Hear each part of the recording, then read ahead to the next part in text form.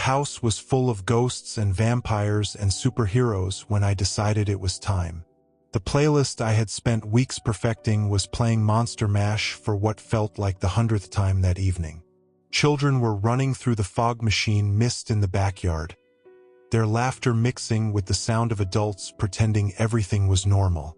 My wife Rachel was dressed as a witch, appropriately enough, laughing with her mother by the punch bowl that I had spent 3 hours preparing that afternoon. I looked down at my phone, at the screenshot I had saved there a week ago, and I knew there was no going back from what I was about to do. It was 10:45 on Halloween night, and in 15 minutes, I was going to destroy the carefully constructed illusion that had been my marriage for the past 8 years.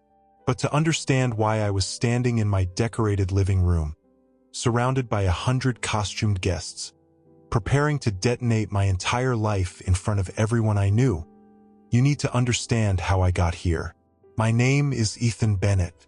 I am 37 years old, and I teach American history at Roosevelt High School in Portland, Oregon. For the past 8 years, I have been married to Rachel, and together we have 2 children. Maya is 7 years old and dressed tonight as Wonder Woman. Oliver is 5 and currently running around the backyard dressed as Spider-Man, probably eating his 4th cupcake when we specifically told him 3 was the limit. On paper, my life looks exactly like what middle-class American success is supposed to look like. Good job with solid benefits and pension. Nice house in a safe neighborhood with good schools. 2 healthy, happy kids. A wife who is beautiful and successful in her own career as a marketing director. We are the family that other families look at and think they have it figured out. What those other families do not see, what I did not fully see until 1 week ago, is that I have spent 8 years building an elaborate performance. A carefully decorated haunted house of a marriage where everything looks perfect from the outside. But behind the walls, something has been rotting for a very long time. I have always loved Halloween. Even as a kid, long before I met Rachel, there was something about the holiday that felt magical to me. The transformation aspect of it, the way you could be anyone for one night. The creativity involved in decorating and costume design. The community feeling of neighbors coming together. As a history teacher, I also appreciated the ancient roots of the holiday, the way it connected to traditions going back thousands of years. When I met Rachel 9 years ago at a friend's Halloween party, ironically enough, I thought I had found someone who shared that passion.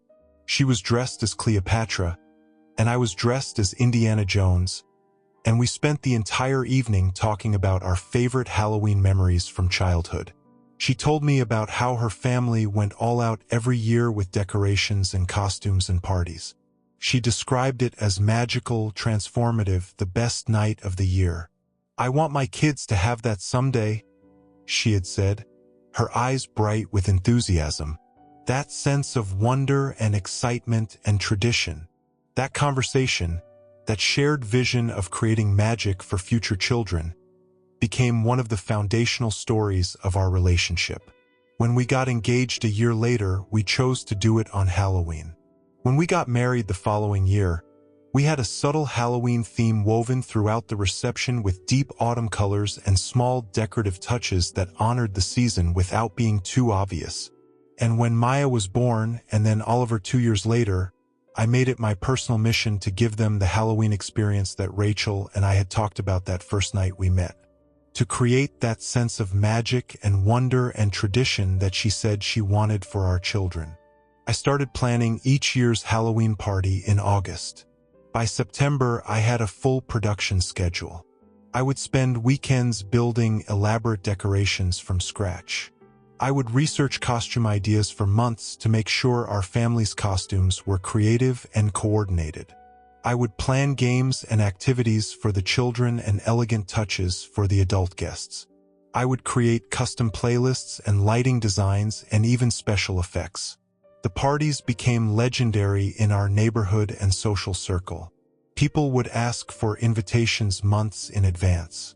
Parents would tell me that their children talked about our Halloween party for the entire year, that it was the event they looked forward to more than Christmas or their own birthdays.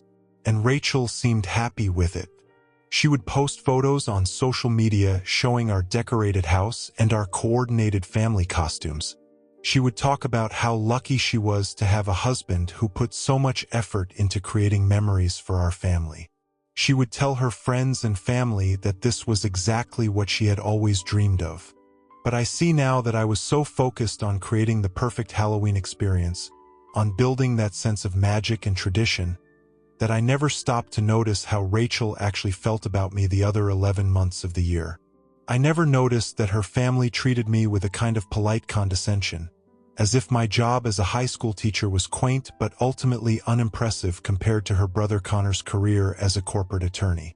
I never noticed that Rachel would make small comments about money and success that seemed harmless in the moment but accumulated over time into a message that I was not quite enough. I never noticed that she had started staying late at work more frequently, or that she had become increasingly distant in ways that had nothing to do with the normal stress of raising young children.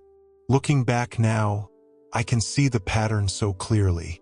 The way she would sigh when I told her about my day at school, as if teaching teenagers about the Revolutionary War was somehow less important than her marketing campaigns for tech companies. The way she would scroll through her phone during dinner instead of engaging with stories about Maya's day at school or Oliver's latest obsession with dinosaurs. The way she stopped asking me about my Halloween plans each year and just assumed I would handle everything while she focused on her career. I remember our third Halloween party, when Maya was just 2 years old and Oliver was not born yet. I had built this elaborate haunted garden in our backyard, complete with animatronic ghosts and a fog machine and carefully programmed lighting effects. I had spent 3 weekends building it, staying up late after Maya went to bed, sacrificing my own sleep and free time to create something magical. Rachel had walked through it once, taken a few photos for Instagram, and then spent the rest of the party networking with her colleagues who had come. I found her at one point deep in conversation with her boss about some campaign they were planning, completely ignoring the children who were playing in the space I had created. When I mentioned later that I had hoped she would seem more engaged with the party itself, she told me I was being needy and that she was allowed to have professional conversations at social events. I told myself she was just stressed about work, that she was just ambitious and driven, and those were qualities I should admire rather than resent. But the truth was that even then, 5 years ago, she was already choosing her career and her professional identity over our family. I just was not ready to see it yet. Or maybe I did notice all of those things, and I just convinced myself that if I could create one perfect night each year, if I could give her and our children that sense of Halloween magic she claimed to value so much, then everything else would somehow work out. That the other problems in our marriage were temporary or fixable or at least manageable as long as we had this one tradition that connected us. I was building an elaborate haunted house attraction while my actual house was falling apart from the inside. The discovery happened exactly 1 week before this year's Halloween party. It was a Tuesday evening, October 24th, and I was in the garage working on the final touches of a nearly life-sized coffin prop that I had built for the front yard display. My phone was inside the house, charging on the kitchen counter where I had left it after dinner. Rachel's phone was also on that counter, and it started buzzing with notifications. I heard it from the garage and assumed it might be something about the kids, who were both upstairs supposedly brushing their teeth before bed. So I went inside to check if there was anything I needed to respond to. The phone was face up on the counter, and the notifications that had triggered the buzzing were text messages from someone named Derek. The preview text visible on the lock screen said, "Can't wait until this is all over and we don't have to hide anymore."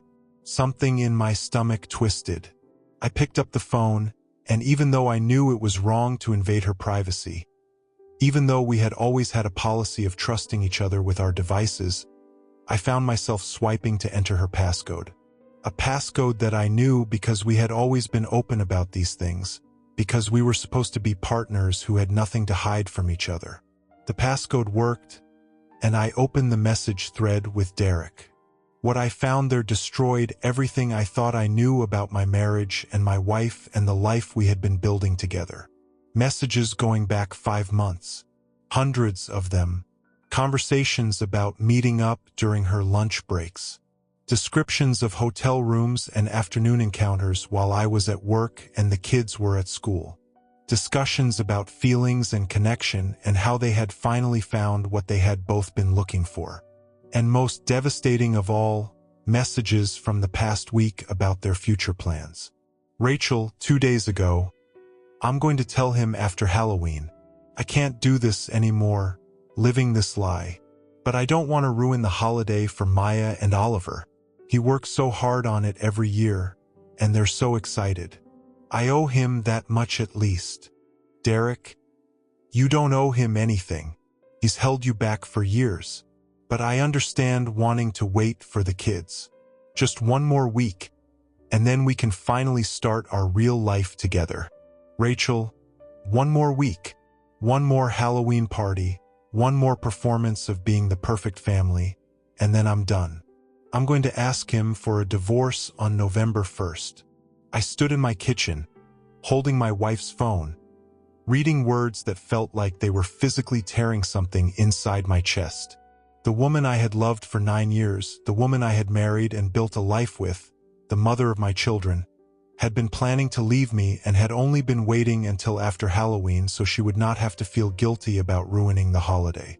I had spent months planning the perfect party, building elaborate decorations, creating magic for our family.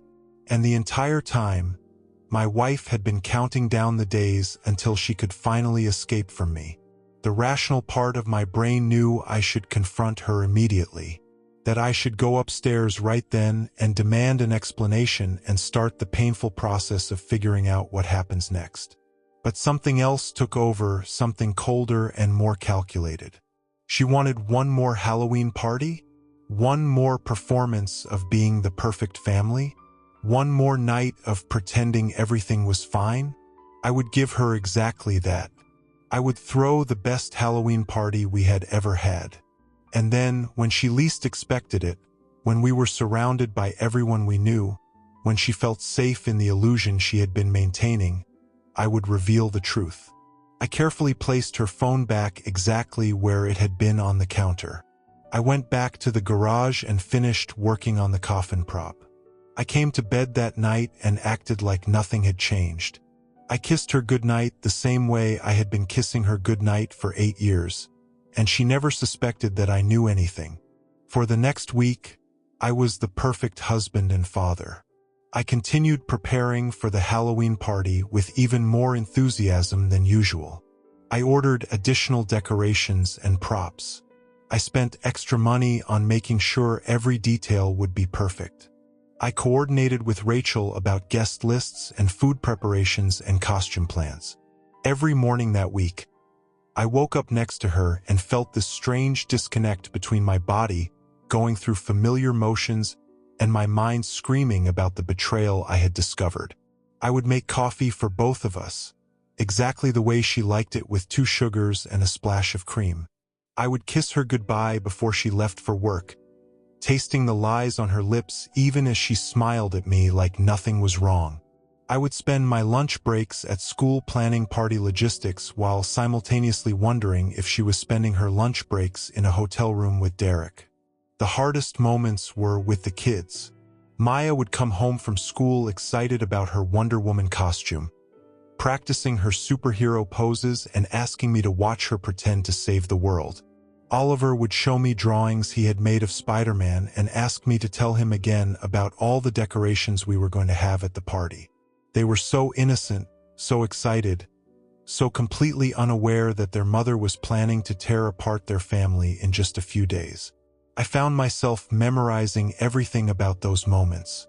The way Maya's face lit up when she talked about Halloween. The sound of Oliver's laughter when I chased him around the house pretending to be a monster. The feeling of both of them hugging me goodnight, their small arms wrapped around my neck, their complete trust that their father would always be there to protect them. Because I knew that soon, very soon, I would not be there every night. I would not be able to protect them from the pain their mother was about to cause. I would become a part-time father, someone who saw his children on a custody schedule instead of every single day. And that knowledge felt like a physical weight pressing down on my chest every moment of every day that week. She seemed relieved by my enthusiasm. I realize now. She probably thought I was just being my usual Halloween-obsessed self, not realizing that I was building towards something. She probably felt guilty about what she was planning to do, and my excitement about the party made her feel better about her decision to wait until after Halloween to destroy our family. I researched Derek online and found out he was one of Rachel's co-workers, a senior executive at her marketing firm. Divorced, no kids, expensive car and expensive apartment in the Pearl District. Exactly the kind of successful, polished, financially secure man that Rachel's family probably wished she had married instead of a high school history teacher. I also spent that week quietly preparing for the practical realities of what comes after this Halloween party. I opened a new bank account and transferred half of our savings into it. I took photos of every valuable item in our house for insurance and asset division purposes. I downloaded copies of all our financial records and important documents. I consulted briefly with a divorce attorney to understand my rights regarding custody and property division. The attorney, a woman named Jennifer Martinez who came highly recommended, listened to my story with the practiced neutrality of someone who had heard similar tales many times before. The text messages are important, she said, making notes on her legal pad. They establish a clear timeline of infidelity and premeditation. The fact that she was planning to wait until after Halloween shows calculation, which courts generally do not look favorably upon. What about custody? I asked, and I could hear my voice break slightly on that word. She makes more money than I do. Will that matter? Oregon courts focus on the best interests of the child, Jennifer explained. Income is a factor, but so is involvement in day-to-day parenting. You have been the primary parent handling homework and activities and daily care while she worked long hours. That matters. A lot. I want 50-50 custody. I want equal time with my kids. That is very achievable given your circumstances. We will document everything about your parenting involvement. Do you have examples of you being the primary parent? I pulled out my phone and showed her my calendar. Every parent-teacher conference for the past 3 years, all scheduled and attended by me. Every doctor and dentist appointment, coordinated by me. Every school event and activity, with me in the photos while Rachel was noticeably absent. This is excellent documentation, Jennifer said. Your wife may have the higher income, but you have been the more present parent. That will matter when we negotiate custody arrangements. Leaving her office that day, I felt something shift inside me. This was real. This was happening. In less than a week, my entire life was going to change, and I was taking active steps to protect myself and my children from the fallout. And I planned exactly what I was going to say at the party at midnight when it was time to reveal the truth. The days passed in a strange blur where I felt both hyper-focused and completely numb. I would help Maya practice her Wonder Woman poses and feel a surge of anger at Rachel for being willing to tear apart our children's stable family life. I would read Oliver a bedtime story and want to scream at the injustice of what was being planned. But I kept it together. I maintained the performance. Rachel seemed completely oblivious. If anything, she seemed more affectionate toward me that week, probably driven by guilt. She would thank me for working so hard on the party preparations. She would tell me she loved me and I would say it back, and both of us were lying but for different reasons. There was one night, 3 days before Halloween, when she initiated intimacy. We had not been physically close in months, and suddenly there she was, touching me, kissing me, pretending that she wanted me. I knew why she was doing it. Guilt. The need to convince herself that she was not really a bad person, that she could still play the role of loving wife even while planning to leave me for another man. I went through with it because I did not know what else to do. Because part of me, the pathetic part that still wanted to believe our marriage could somehow be saved, hoped that maybe she had changed her mind. That maybe the texts I had found were just a fantasy she had been entertaining but would never actually act on. But afterward, as she fell asleep next to me, I saw her phone light up on the nightstand with a message from Derek. "Can't wait to start our life together. Just a few more days." And I realized that the woman lying next to me, the woman who had just touched me and kissed me and whispered that she loved me, was counting down the hours until she could leave me forever. That was the moment I stopped feeling sad about what was coming and started feeling angry. She did not just want to leave me. She wanted to have it both ways. She wanted to keep me around as a safety net, as a provider, as someone to handle all the parts of life and parenting that she found inconvenient. And then, once she had extracted every last bit of usefulness from our marriage, once Halloween was over and she had gotten what she wanted from my efforts, she was planning to discard me like I was nothing. Her family came over twice that week to help with preparations, because that was our tradition. Rachel's mother Patricia would help with baking treats for the party. Her father Richard would assist with setting up the larger outdoor decorations. Her brother Connor would usually help with the technical aspects like lighting and sound systems. I watched them that week with new eyes, seeing things I had ignored before. The way Patricia would make subtle digs about our house being smaller than Connor's. The way Richard would mention articles about teacher salaries and pension instability as if casually, not directly saying that I had chosen a career that would never provide the lifestyle his daughter deserved. The way Connor would dominate conversations and make sure everyone knew about his latest case or client or professional achievement. And I wondered if any of them knew about Derek. If Rachel had confided in her mother about her plans. If they were all just waiting for Halloween to be over so Rachel could finally escape from her disappointing marriage to a disappointing man.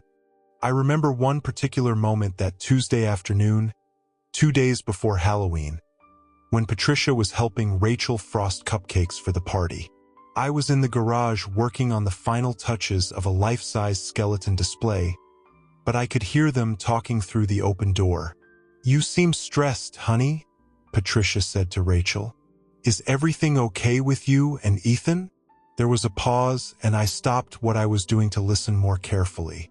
"Everything is fine, Mom," Rachel said, but her voice had that tight quality that meant she was lying. "Just busy with work and party planning. You know how it is. I have always thought you could do better, you know," Patricia said, and her voice was lower now, more intimate. "A high school teacher. It is a noble profession, I suppose, but you have so much potential. You could have married someone like Connor's friend Marcus, the one who started that tech company.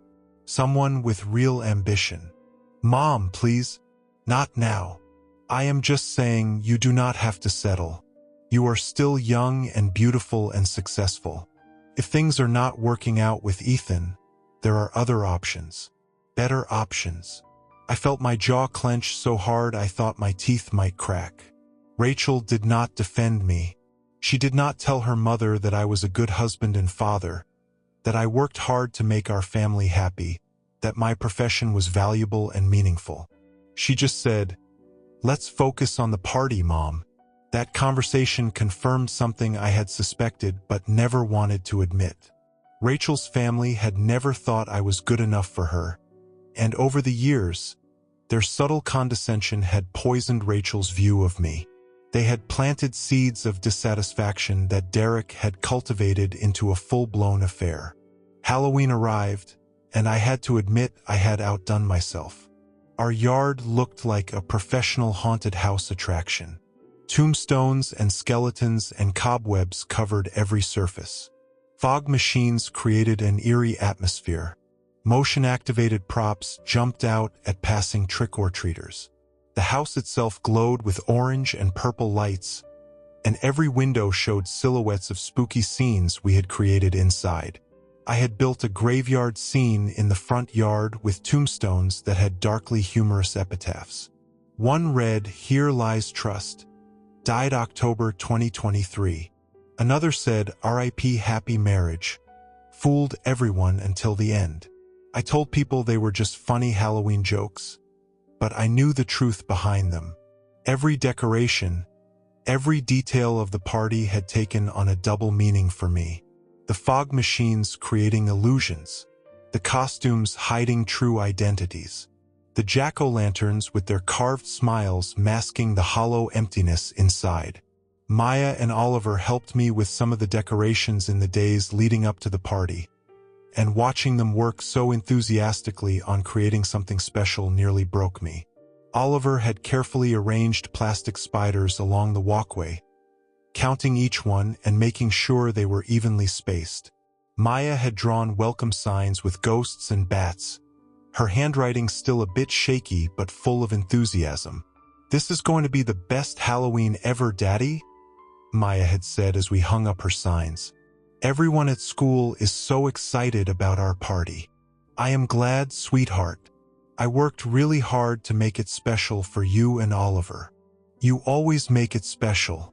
You are the best at Halloween. Mommy says you are the best at Halloween in the whole world." Those words had gutted me, because Rachel did say things like that publicly where people could hear them. She played the role of the grateful, loving wife with a husband who went above and beyond for their family.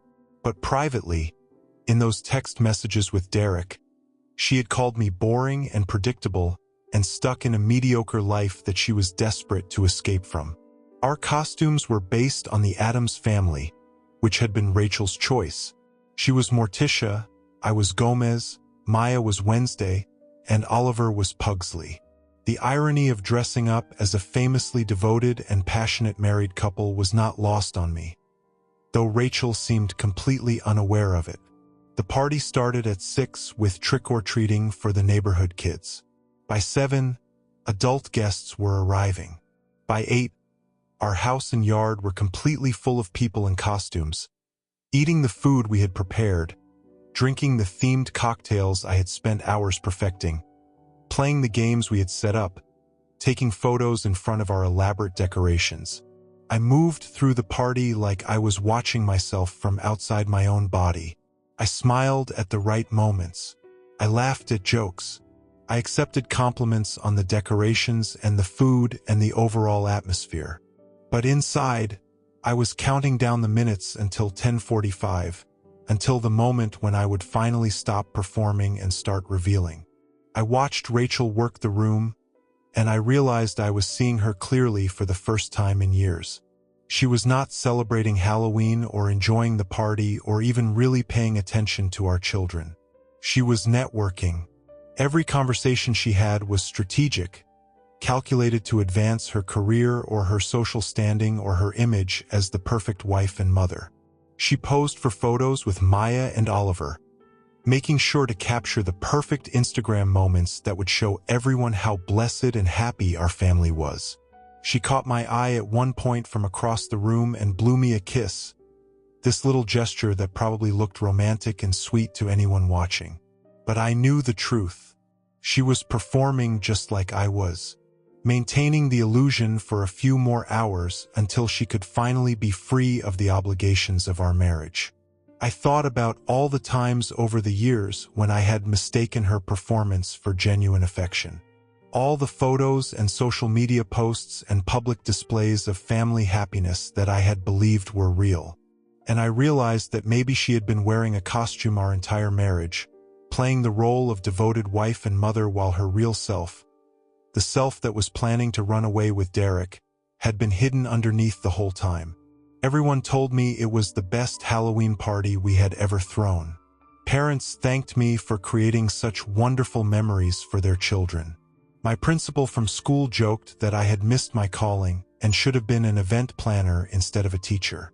Rachel's co-workers from her marketing firm, including Derek, who had come dressed as a vampire, complimented us on our creativity and dedication. Derek. I watched him throughout the evening, This man who had been sleeping with my wife for 5 months. He was smooth and charming, exactly the kind of guy who would catch Rachel's attention. He complimented her costume and brought her drinks and found subtle ways to stand near her without being obvious about it. A few times I caught them exchanging glances across the room, small smiles that they thought no one else would notice. At one point, I deliberately walked over to where Derek was standing by the refreshments table, pouring himself another drink from the spiked punch I had made. "Derek, right?" I said, extending my hand. "I do not think we have formally met. I am Ethan, Rachel's husband." He shook my hand, and I saw a flash of something in his eyes. Guilt? Fear? Excitement at the forbidden nature of being in the same room with both me and Rachel? "Great party, man," he said, his voice smooth and professional. "You really went all out with the decorations. Must have taken weeks to put all this together." It did. I started planning in August, actually. I do this every year for Rachel and the kids. It is kind of our thing, our family tradition. That is really cool. Rachel talks about these parties all the time at work. Says you are like a Halloween genius or something. Does she? I kept my voice neutral, pleasant. That is nice to hear. Does she talk about me often at work? Something shifted in Derek's expression, a wariness creeping in around the edges. You know, just the normal stuff. Family things, kid stories, that kind of thing. Right? Family things. I smiled, and I saw him register that something was off about this conversation, though he could not quite put his finger on what. "Well, I hope you enjoy the rest of the party, Derek. There are some really great surprises planned for later this evening." I walked away before he could respond, and I felt a surge of dark satisfaction at the confusion I had left him with. Let him wonder. Let him feel uncomfortable. In less than an hour, he was going to understand exactly what I meant by surprises. I wanted to confront him right then, to drag him outside and make him explain what gave him the right to destroy my family. But I maintained control. I smiled and played the perfect host. I made sure everyone's needs were met. I kept the music and lights and atmosphere exactly right. At 10:30, I gathered Maya and Oliver and put them to bed upstairs. They were exhausted and sugar-crashed, and they fell asleep within minutes. I kissed them goodnight and told them I loved them and tried not to think about how their lives were about to change in ways they could not understand yet. I stood in the hallway between their rooms for a long moment, listening to their breathing, looking at the Halloween decorations we had made together taped to their bedroom doors. In a few minutes, I was going to walk downstairs and destroy the illusion of family stability that these two children had always known. They would wake up tomorrow in a world where mommy and daddy were not together anymore, where the family they thought was solid and permanent had fractured overnight. Part of me wanted to abandon my plan, to keep the secret hidden, to maintain the illusion for their sake, to spare them the pain of their parents' divorce for at least a little while longer. But then I remembered that Rachel had not been willing to spare them this pain. She had been planning to inflict it on them anyway, just on her own timeline. She had chosen to betray their family, to prioritize her own desires over their stability and well-being. I was not the one destroying our family. I was just the one refusing to keep lying about it. I took a deep breath, checked my phone one more time to make sure I had the screenshots readily accessible, and walked back downstairs to end my marriage in front of everyone we knew. By 10:45, most of the guests were still there, the party reaching that late-night energy where inhibitions are lower and everyone is feeling good. Rachel was laughing with her mother near the punch bowl. Connor was holding court with a group of other lawyers, probably telling some story about a case he won. Derek was standing near the back door, checking his phone. I picked up a spoon and walked to the center of the room. I tapped the spoon against my glass, that classic sound that means someone wants to make an announcement at a party. The room gradually got quiet. People turned to look at me with curious, slightly drunk smiles. Rachel looked surprised but not alarmed. She probably thought I was going to make some cute toast or announcement about next year's party or thank everyone for coming. Thank you all for coming to our 8th annual Halloween party. I started, and my voice was steady despite my racing heart. It means so much to Rachel and me to have all of you here, to share this tradition with people we care about. There were smiles and nods, and a few people raised their glasses. As most of you know, I take Halloween very seriously. I start planning each year in August. I spend weeks on decorations and costumes and all the details that go into making one special night. I do this because Halloween has always been important to me, and because 8 years ago, I met a woman who told me she wanted to create this exact kind of magic for her future children. Rachel was smiling, but I could see a hint of confusion starting to form around her eyes. For 8 years, I have poured everything I have into making sure that this one night each year is perfect. That our children have the kind of memories Rachel and I talked about on our first date. That everyone who comes to this party feels that sense of wonder and tradition and community that makes Halloween special. I paused and pulled out my phone. Several people probably thought I was about to show photos or videos from past parties. But here is the thing about Halloween that I think I forgot somewhere along the way. Halloween is about costumes, about putting on masks and pretending to be something you are not, about creating illusions and playing tricks on people who do not know any better. The mood in the room was starting to shift. People were sensing that something was off, that this was not going to be a cute toast about family traditions. And it turns out that my wife Rachel is very, very good at Halloween, because for the past 5 months, she has been wearing a costume, pretending to be a faithful wife and devoted mother while actually planning to leave me for someone else. Someone who is here at this party right now, actually. The room went completely silent. Rachel's face had gone white. Her mother gasped audibly. Connor stepped forward as if he was going to intervene but then stopped, frozen by the social dynamics of what was happening. I found out a week ago, I continued, and my voice was getting harder now, all the pain and anger I had been suppressing coming through. I found text messages on her phone, messages to Derek, who I believe is standing right by the back door there in the vampire costume. Very appropriate choice, Derek. Bloodsucker. Derek had also gone pale and was looking for an exit. But here is my favorite part. Rachel was not planning to tell me until after Halloween, because she did not want to ruin the party for the kids. She said she owed me that much, one more perfect Halloween before she destroyed our family. So I decided to give her exactly what she wanted. One more perfect party. One more night of performing and pretending and wearing our costumes. Ethan, stop, Rachel said, but her voice was weak, defeated. She knew there was no way to deny what I was saying. I spent this entire week acting like I did not know, smiling and preparing and making everything perfect. Just like you spent 5 months acting like you were not cheating on me with a coworker. We are both very good at performing. Rachel, very good at putting on costumes and pretending to be something we are not.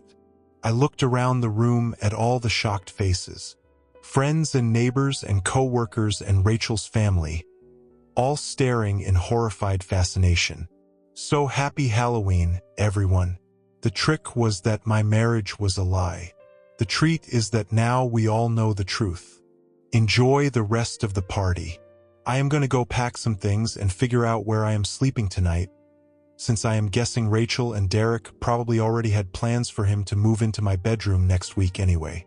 I started to walk toward the stairs, and the room erupted in chaos behind me. Rachel was crying and trying to explain.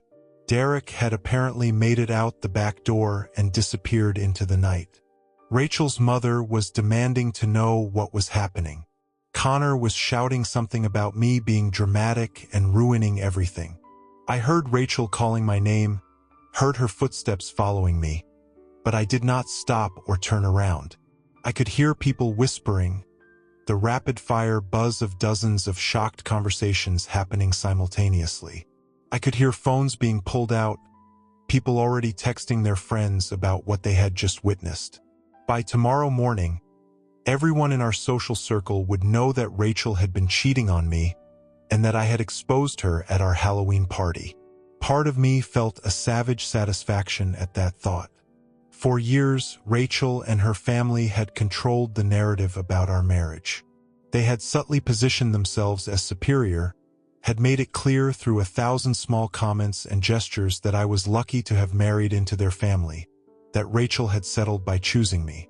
And now, finally, everyone would know the truth about who had actually betrayed whom.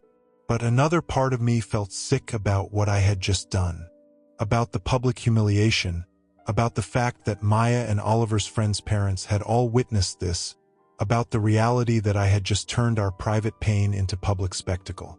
I had wanted Rachel to feel the shock and exposure that I had felt when I discovered her betrayal. But in doing so, I had also exposed our entire family to gossip and judgment and scrutiny that our children would have to deal with. As I packed my bag upstairs, hearing the party rapidly breaking up below, hearing car doors slam and engines start as guests fled the awkward scene, I wondered if I had made the right choice. If there had been a better way to handle this that would have protected my dignity without also creating collateral damage for Maya and Oliver. But then I remembered Rachel's text messages. One more performance of being the perfect family, and then I am done. She had been planning to make me perform for her, to extract one more perfect Halloween from me before discarding me. And I realized that by revealing the truth publicly, I had at least denied her the satisfaction of controlling the narrative, of being able to present herself as the victim or the one who had outgrown our marriage. But I did not stop. I went upstairs, past my sleeping children's rooms, and started packing a bag.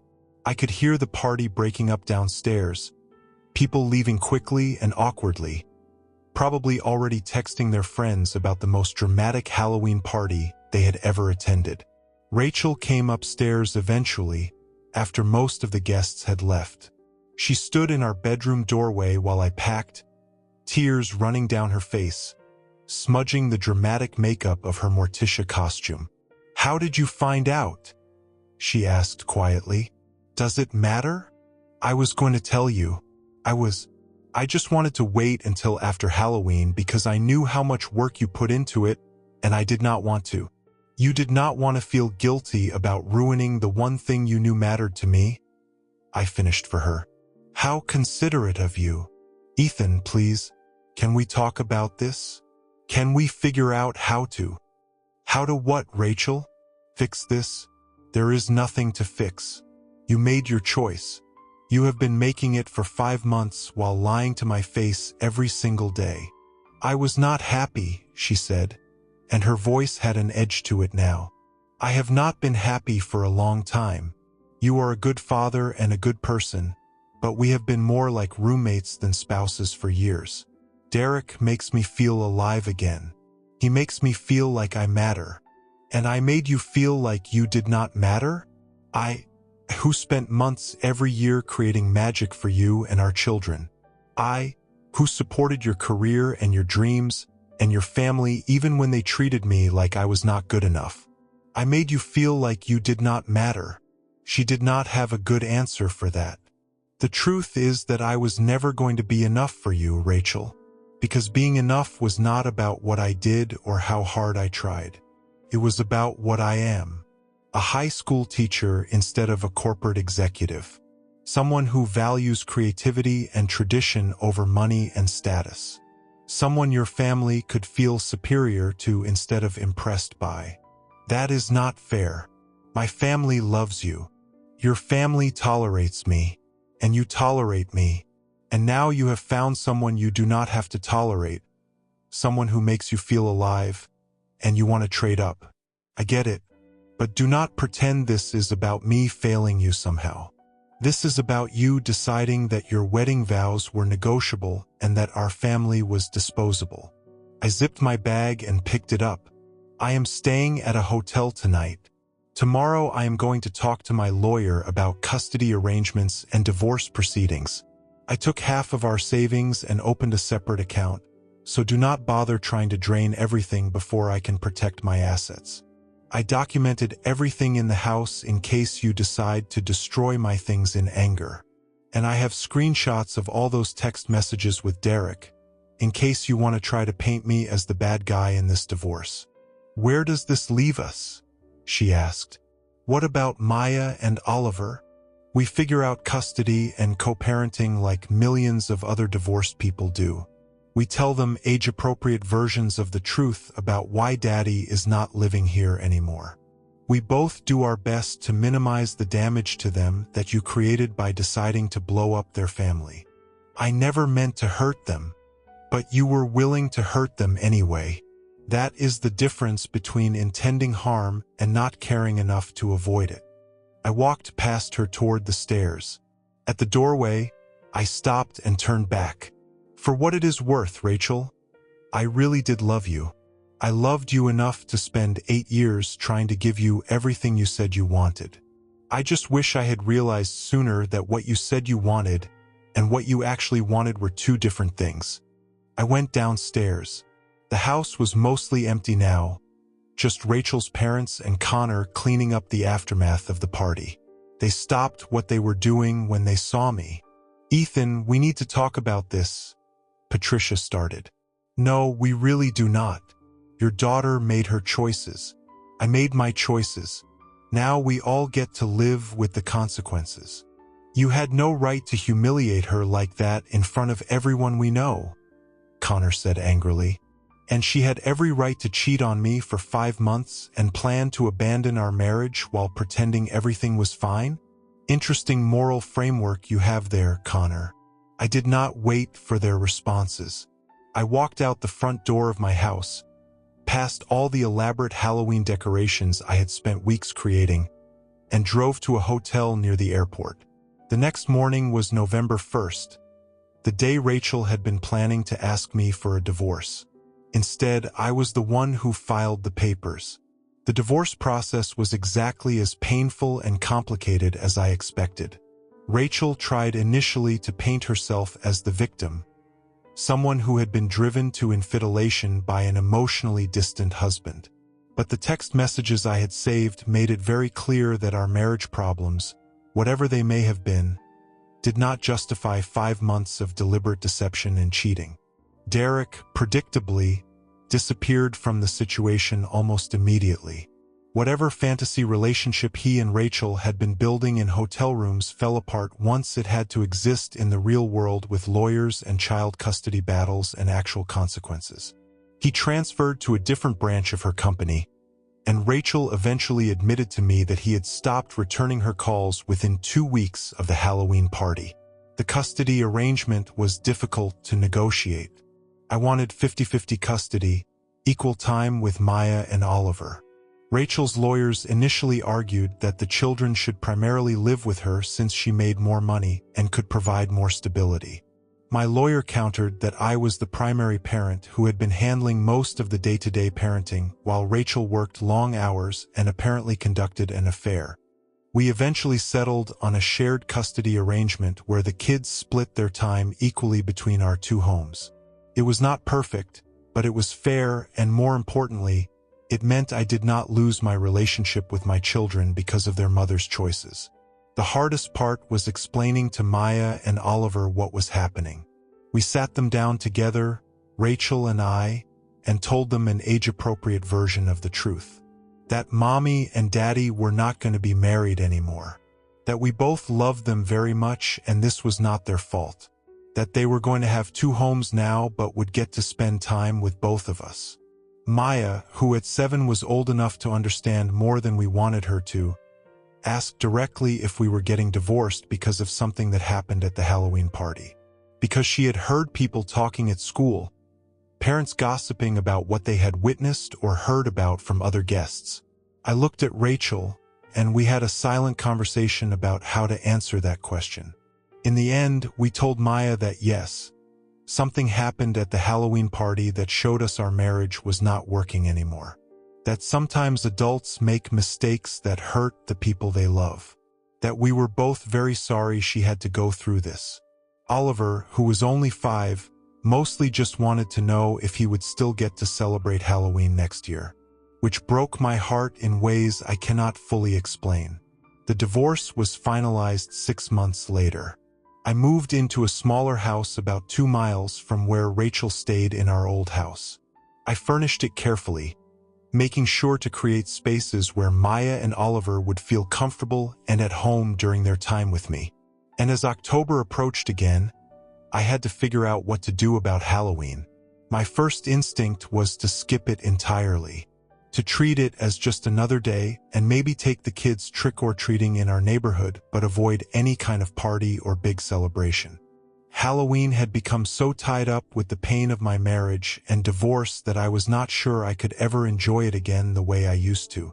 But then I talked to Maya about her costume ideas for the year, and I saw how excited she was despite everything that had happened. I saw how much she still loved the holiday and looked forward to it. And I realized that I could not let Rachel's betrayal take away something that my children loved. So I decided to host a Halloween party at my new house. Nothing as elaborate as the parties I used to throw, but something special. I invited Maya and Oliver's friends and their parents. I decorated the house and yard with care and creativity. I helped the kids design their costumes and plan games and activities. Rachel was not invited to this party. Per our custody arrangement, it was my weekend with the kids, and this was something I was creating just for them and our new life together. The party was smaller and simpler than my old Halloween extravaganzas, but it was also more genuine. I was not performing for anyone or trying to prove anything. I was just trying to give my children a happy memory on a holiday that they loved. At one point during the evening, I found myself standing in my new backyard, watching Maya and Oliver play with their friends in the glow of the decorative lights I had hung. And I realized something important. For 8 years, I had been building Halloween magic for someone who did not appreciate it. I had been pouring my creativity and effort and love into maintaining a marriage that was already dead, trying to create one perfect night that could somehow make up for all the other nights that were broken. But Halloween was never supposed to be about maintaining illusions or putting on performances or creating perfect Instagram-worthy moments that hid the truth of what was really happening. Halloween was supposed to be about community and creativity and the simple joy of transformation and celebration. I had lost sight of that somewhere in my marriage. I had turned Halloween into a measuring stick for whether I was enough, whether I was succeeding as a husband and father, whether I could create enough magic to make up for all the ways I apparently fell short. But standing in my backyard that October night, watching my children be genuinely happy, I started to understand that I had never fallen short. I had always been enough. Rachel's decision to cheat and leave was not a reflection of my inadequacy. It was a reflection of her character and her choices and her inability to value what was right in front of her. The divorce was painful, and the aftermath was complicated, and there were many nights when I lay awake wondering what I could have done differently. But I also started to see that I had been given a strange kind of gift. I did not have to perform anymore. I did not have to try to earn love from someone who was never going to fully give it. I did not have to build elaborate displays to prove my worth to people who had already decided I was not enough. I could just be myself. I could enjoy Halloween the way I had always wanted to, as a celebration of creativity and community and simple joy. I could be a good father to my children without also having to be a perfect husband to someone who did not actually want to be my wife. And slowly, over that first year after the divorce, I started to rebuild my life in ways that felt authentic instead of performative. The first few months were the hardest. I had to adjust to having Maya and Oliver only half the time, which felt like losing a limb. Every time I had to drive them back to Rachel's house, every time I had to say goodbye to them for 3 or 4 days, it felt like a fresh wound opening up. Oliver would sometimes cry when I dropped them off, not understanding why Daddy could not stay too. Maya would be quiet and withdrawn, processing her feelings in that careful way 7-year-olds do when they are trying to be brave. Rachel and I attempted to establish a civil co-parenting relationship, but it was difficult in those early months. She would make passive-aggressive comments about my new house being too small or not having enough of the kids' things. She would forget to tell me about school events or doctor appointments, then act surprised when I got upset about being left out. She would send the kids to my house without appropriate clothes or homework supplies, forcing me to either scramble to provide what they needed or be the bad guy who made them go without. I realized that she was still trying to maintain control, still trying to position herself as the better parent, still trying to win a competition that I was not interested in participating in. So I stopped engaging with her provocations. I documented everything for my lawyer but stopped reacting emotionally to her behavior. I focused on creating a stable, loving environment for Maya and Oliver during our time together, and I let Rachel's attempts to undermine me fall flat. The hardest part was watching the kids struggle with the divorce in ways I could not fix. Maya started having nightmares about things falling apart or people leaving. Oliver became clingy and anxious, wanting constant reassurance that I was not going to disappear. They both asked questions that broke my heart. Why did Mommy and Daddy stop loving each other? Was it their fault? Would I find a new family and forget about them? I tried to answer honestly without overwhelming them with adult problems. I told them that sometimes grown-ups make mistakes that hurt each other, but that did not mean anyone stopped loving them. I told them that they would always be my children and nothing would ever change that. I told them that even though our family looked different now, we were still a family and always would be. But I could see the impact of Rachel's choices in their eyes, in their behavior, in the way they had lost some of their natural childhood security and confidence. And I felt a fresh surge of anger at her every time I witnessed it. She had not just betrayed me, she had betrayed them, had chosen her own desires over their well-being, had been willing to inflict this trauma on them for the sake of a relationship with Derek that had not even lasted a month past our divorce announcement.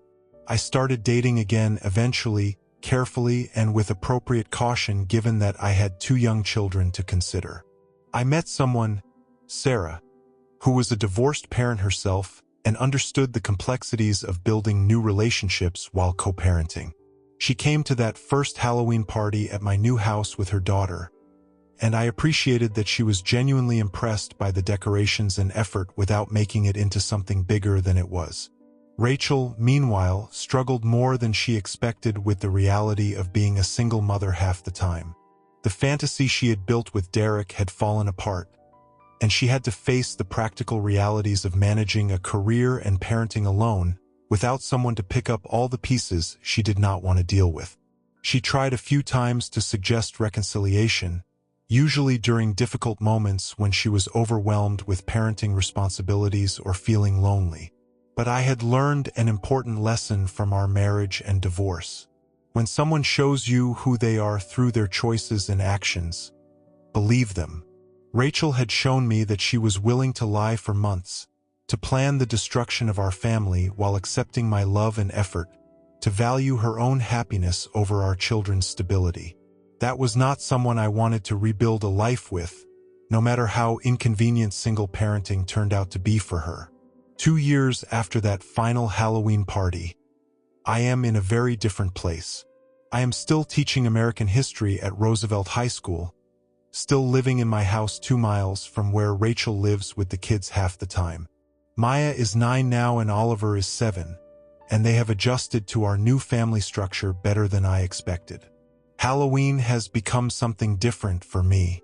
It is no longer a performance or a measuring stick or a desperate attempt to create enough magic to hold together a broken marriage. It is just a holiday that I enjoy, a night where I get to be creative and have fun with my children and celebrate community. Last year's party was the best one I have thrown since the divorce. Not because it was the most elaborate or expensive, but because it was the most genuine. I invited people I actually cared about. I created decorations that I personally thought were cool rather than trying to impress anyone. I spent the evening actually enjoying myself rather than monitoring everyone's reactions to see if I had succeeded in creating the perfect experience. And at midnight, when the party was winding down and most guests had gone home, I sat on my back porch with Sarah and watched the last few kids playing in the yard. She reached over and squeezed my hand. "This was wonderful," she said. "You are really good at this." "Thank you. It means a lot to hear that." "Rachel was an idiot," she said simply. "I know I am not supposed to say that about your ex-wife, but she was. To have this, to have you, and to throw it away for some fantasy that was never going to be real? She was an idiot." I thought about disagreeing, about being diplomatic the way you are supposed to be when discussing your co-parent with your new partner. But instead, I just said, "Yeah, she kind of was." We sat there in comfortable silence, and I felt something I had not felt in years. Peace, contentment, the sense that I was exactly where I was supposed to be, with people who actually valued me for who I was rather than resenting me for who I was not. Halloween had always been about transformation and masks and creating illusions. But the best transformation I ever experienced was not the one that happened on October 31st. It was the transformation that happened in the months and years after I stopped performing and started living authentically. I learned that some people will never appreciate the effort you put into loving them. That some people will always be looking for something else, something more, something different than what you can offer, and that their inability to see your value is not a reflection of your worth. I learned that sometimes the most loving thing you can do for yourself is to stop trying to earn affection from people who have already decided not to give it. To stop building elaborate displays to prove something that should not need to be proven. And I learned that Halloween, like life, is most magical when you stop performing for others and start celebrating for yourself. This Halloween, I am throwing another party. Maya and Oliver helped me plan it, choosing themes and decorations and activities that they genuinely think are cool. Sarah and her daughter will be there. My parents are driving down from Seattle to join us. Some neighbors and coworkers and real friends who stuck by me during the divorce. Rachel will not be there. It is my custody weekend, and this is something I am building with my children in our new life together. And at some point during the party, probably around midnight when the kids are winding down and the adults are relaxed and happy, I will look around at the people gathered in my house and yard. At the decorations I created because I wanted to, not because I needed to prove anything. At the children playing and laughing because they feel safe and loved, not because they are performing for anyone. And I will feel grateful for that catastrophic Halloween party 3 years ago. For the moment when I revealed the truth and ended the performance and started the painful process of building something real. Because sometimes the scariest Halloween story is not about ghosts or monsters or things that go bump in the night. Sometimes the scariest Halloween story is about spending years of your life wearing a costume, pretending to be something you are not, building elaborate illusions to hide a truth you do not want to face. And sometimes the bravest thing you can do is take off the mask, turn on the lights, and show everyone who you really are and what you really know. Happy Halloween. Thank you for walking this journey with me. Before you go, I have left 2 more stories here on your screen. Both from men who discovered that family is not always who you are born to, it is who stands by you when the truth comes out. Click on whichever one calls to you. And if you want to join our community of people who understand what it is like to be the outsider looking in, that notification bell is your invitation. Until tomorrow, remember your story matters even if they tried to erase it.